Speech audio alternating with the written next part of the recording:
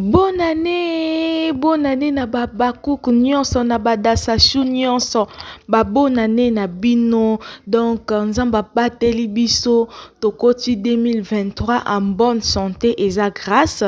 Toujours musala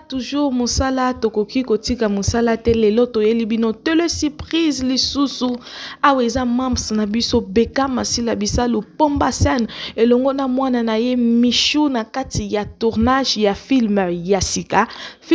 sika ezo ya janvier eza mwa moko ya bénédiction eza mwa moko ba porte nyonso ya lolo ezo fongwama bozo mona lisusu ba film ya sika ya kitoko na 2022 déjà mams aliesaki biso kitoko sikoto bandi na ba promotion ya ba film ya sika na ba film ya kitoko bozelaki mingi kasi janvier yangoyo bokolia bilei malamu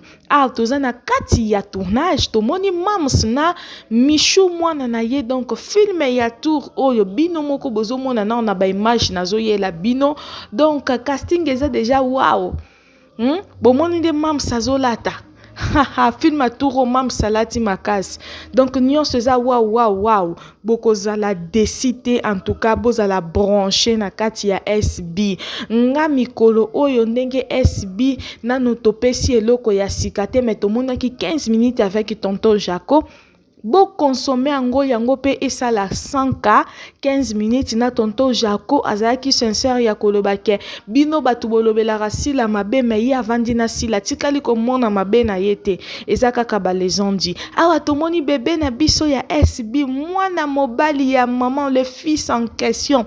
Gatibi Kabakele awa ye wana azana restaurant azana mwa manifestation moko kaka ndenge ezala na ndenge ya bonne année ye wana lati kitoko veste na ye vandie bien kaka présence ya kitoko toujours propre lokola mama na bango o eza ba image ya bonne année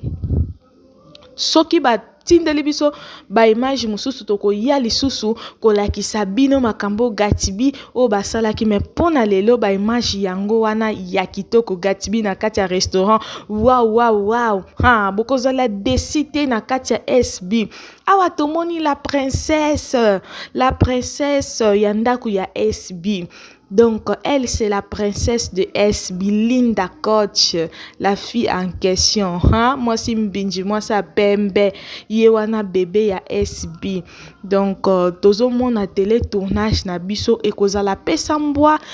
kasi ya tukwa koboya te me akondima yango. 2023 ou eza année ya bénédiction pona SB, Linda Coach azo sepela ndenge nzamba batelier akoti 2023 wana totikeli bino adasa aloba maloba.